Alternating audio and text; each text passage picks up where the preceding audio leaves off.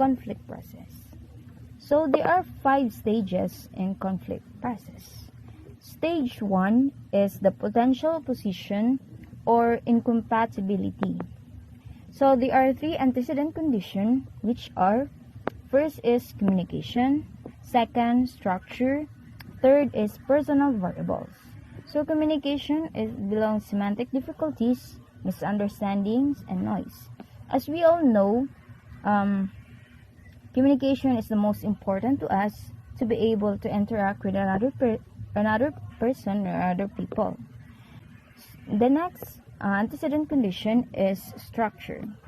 This belongs size and specialization of jobs, jurisdictional clarity or ambiguity, member or goal incompatibility, leadership style, reward system, dependence, interdependence of groups. Personal variables, differing individual value system, personality types. Cognition and personalization, perceived conflict and felt conflict. Perceived conflict is the awareness by one or more parties of the existence of conditions that create opportunities for conflict arise. Felt conflict is emotional involvement in a conflict creating anxiety, frustration, or hostility. Stage 3. Intentions. Decision to act in a given way. Cooperativeness and assertiveness. Cooperativeness is attempting to satisfy the other party's concern. Assertiveness, attempting to satisfy one's own concern. Stage 4 is behavior. Conflict management, the use of resolution and stimulation techniques to achieve the desired level of conflict. Stage 5. Outcomes.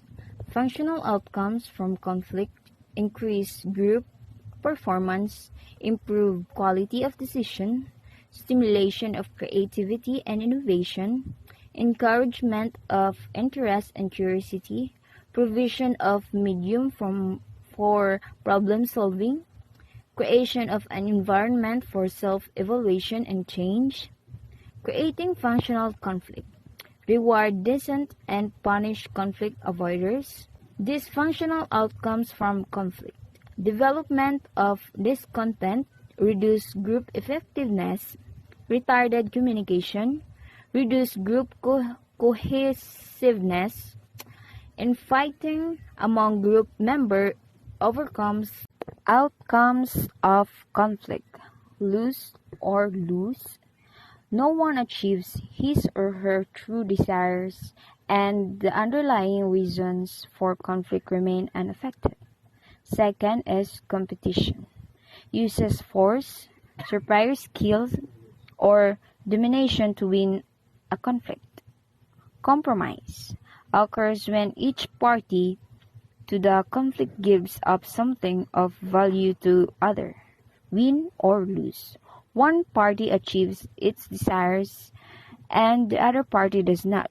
Collaboration involves working through conflict, differences, and solving problems so everyone wins. Win or win. The conflict is resolved to everyone's benefits. So, conflict stimulation techniques. Stimulating conflict can provide several benefits to the organization. They provide the organization a means to introduce radical change. Management can drastically change the existing power structure and attitudes. So first is communication. Using ambiguous or threatening messages to increase conflict level. The second one is bringing in outsider, adding employees to a group whose backgrounds, values, attitudes, or managerial style differ from those of present member. The third one is restructuring organization, realigning work groups, altering rules and regulations, increasing interdependence, and making similar structural changes to disrupt the status. And The last one is appointing a devil's advocate. Conflict resolution techniques. So the first is problem solving, collaboration, and confronting.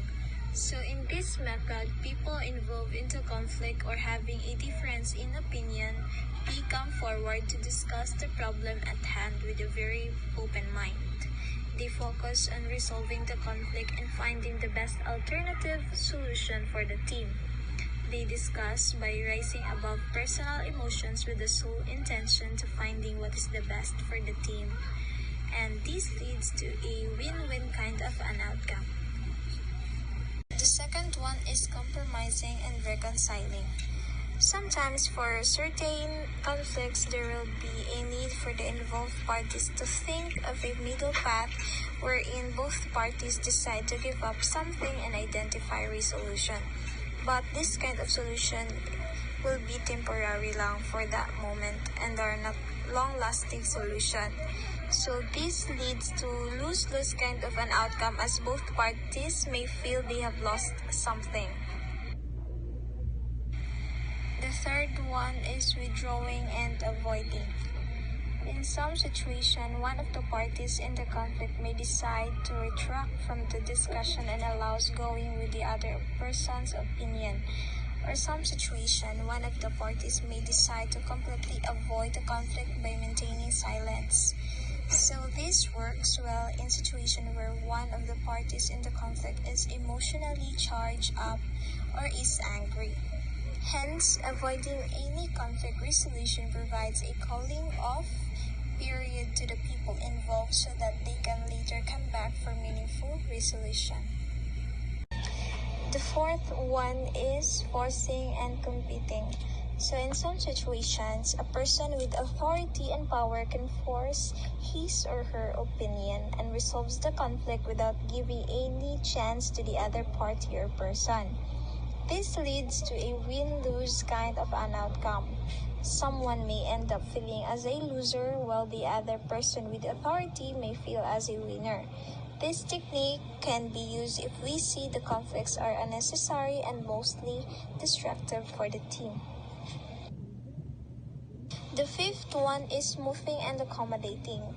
This is a technique which is used when the atmosphere seems to be filled with apprehension, distrust among the parties involved, and no one is coming forward for resolving the conflict. In this kind of scenarios, one of the parties can take charge and tries to smooth the surrounding by using nice words and by emphasizing on the points of agreements and playing down on the points of disagreements. This can work as catalyst to break the discomfort between the involved parties by creating a feeling of trust and encourages them to come forward and resolve the conflict. Conflict management strategies. Conflict can signal the need for changes in an organization's structure or culture. Changing the structure of the organization. Manager can sometimes effectively resolve conflicts by changing the organization's structure or increasing levels of integration in an organization.